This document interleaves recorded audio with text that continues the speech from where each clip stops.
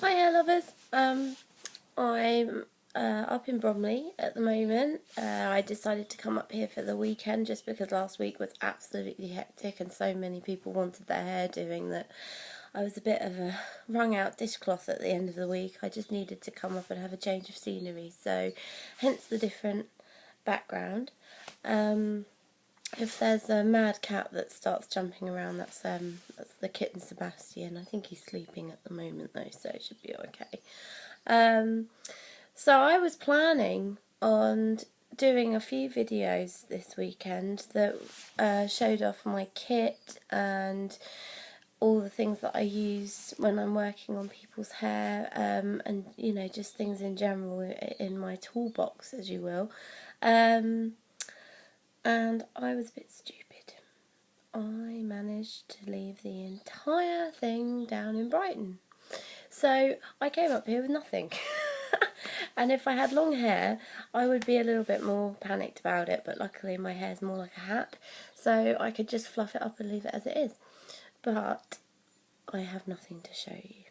However, I thought it would be better just to have a chat and put something up rather than nothing, so I am going to tell you a little bit about the different jargons that's used in hairdressing, because so many people say to me that they're a bit confused by it and they don't understand certain things and what certain words mean. Some of it's pretty self-explanatory, but for the ones that aren't, then I thought it would be better to go over it, because then that can clear up some of the confusion. Please don't have a go at me for looking down a lot. It's just because I'm looking for my list.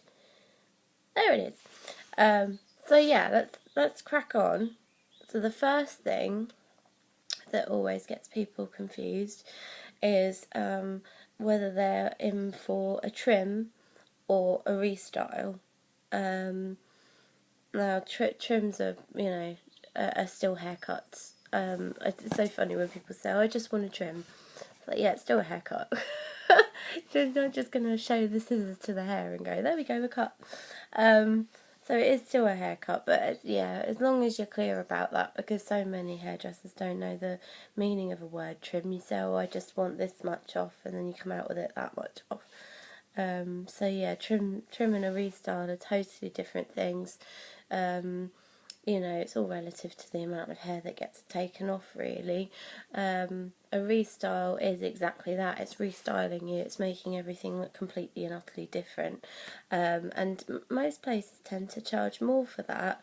I think it's just because if you are just trimming the hair, you're in effect tracing over the haircut that was already there and just taking off that tiny amount. Whereas if you're doing a restyle, you have to really pay full attention to where certain sections are going, and well, you should do that in a trim anyway, really, but just if you're doing a restyle, it is key to how the shape of the haircut's going to be, and it's going to completely and utterly transform your look. So that's the difference between a trim and a restyle. If I am talking about the bloomin' obvious, then just tell me to shut up, because I don't want to insult anyone's intelligence, but it's just because some people don't know this, so I just thought it'd be a good idea to address. Now, this is something, a fringe, for some reason, I don't actually know why. Maybe someone can help me on this, because I still don't know the answer, but over here in England we call it a fringe, whereas in America it's called bangs. I don't actually think that a fringe goes bang, but I don't know. I don't know why it's called that, but I quite like it actually. I've started to favour using that rather than fringe, because I don't know why, really. It rolls off better, really. Bang. It sounds quite edgy and a bit more exciting than fringe. Fringe. We all know what that kind of rhymes with as well, and we won't be saying that because this is a really nice channel that won't be emphasising on things that rhyme with fringe and beginning with M. So yeah, we'll leave that behind. So yeah, fringe bangs, they're exactly the same thing. Don't create any confusion. So if you get someone turn around to you and say, have you ever considered having bangs? Don't think that they're talking about firework night or something. They are actually talking about whether you want a fringe or not. I think the lighting's changed. It's good old British weather. 1 minute sun, 1 minute cloud, other minutes rain and wind and snow. You never know. Oh my god, I am rhyming now. That's just going downhill. So yeah, next thing, feathering. Feathering. Not many people know about feathering. I get lots of motions of, I want it to do this at the front. Feathering.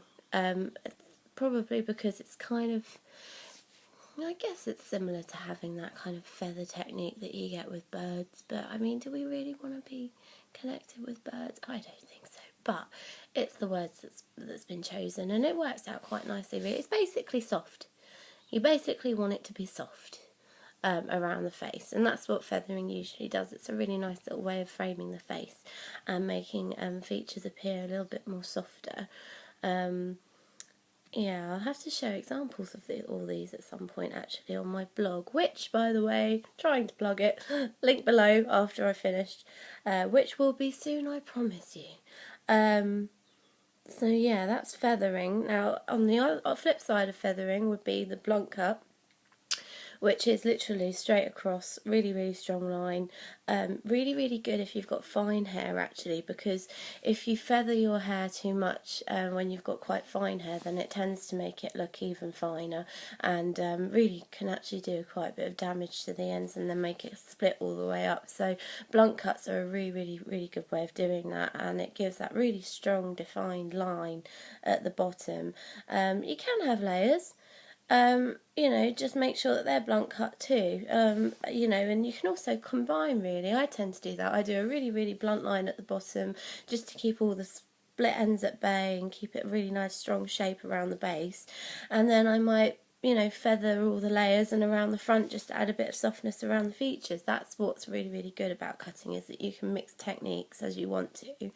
Then you have the texturizing, which is a bit like feathering, yeah, a bit like feathering, but a bit more severe, really. It's really good on, I think, you know, it's kind of what I've done with mine. Yes, I actually did it to myself, because the hairdresser that I had, unfortunately, didn't have texturizing scissors, which are those little jaggy ones. If I had my kit here, I would show you, but as I said, I was a bit forgetful. So yeah, I kind of did it to myself. You'll have to excuse my hair because I haven't got anything. It does look more hat-like than usual. We'll just forget about it. I'm talking about everybody else's hair, it's fine. So yeah, sorry. I'm using my other half's iPad, and it's just the worst thing to film from. Sorry, Paul, it really, really is. It's a bit unstable, so just have to bear with me. If I drop it, please do forgive me. Then we get on to colouring. You know, colouring, there's always a bit of a confusion, especially between highlights and lowlights, because, you know, either of them tend to be generalised in the term of highlights, and that's, you know, doesn't really matter what colour's being used, whether it's a light colour or a darker colour. Technically it's highlights and lowlights, but they both do the same, and it's basically where you take a strand of hair, put it in some foil, put some colour over it, and then hey presto, have lovely, lovely different colour hair. So yeah, that's highlighting and lowlighting. You know that no, you can't use kitchen foil either. I get that a lot. It's not the same, it's thicker. If you use kitchen foil, bad things will happen. It's just not built to withstand the chemical processing of coloured hair.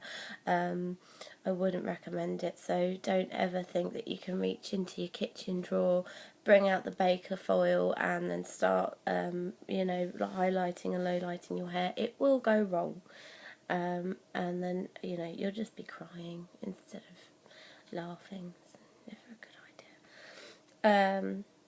And then tinting. Tinting is basically when you have an all-over colour. This is not to be confused with a full head of foil. It's a full head of colour, and it's basically painted all the way onto your hair. You can have just your roots done. You can have it all through the hair. But that's basically what it is. Tinting is actually what it is on the tin, tinting your hair. So yeah, you got a full head tint and a root tint. Oh, I completely forgot to say, for the foils, when they say a T-bar, it's basically along here and then down the two sides here. So if you were to look from above, it would be a T. It's very simple, very self-explanatory. And then a half head would be a T-bar section with an additional section right here, so you'd have all around the crown coloured as well as all around the front. And then a full head of foil is exactly that. You foil absolutely every little teeny strand of hair around the head, and that's a full head foil. And if I have bored any of you with this, then please let me know, but I just thought it was a good idea to cover all the things about jargon because so much confusion goes on around it. So I just thought I would clear it up, especially when I've been such a prune and left all of my things down in Brighton. So I hope it has been a good substitute for what I was going to do, and I will do that when I remember to get my kit back for myself to do the videos. Now I'm rambling. So yeah, anyway, stay tuned, link for the blog below, and see you next time.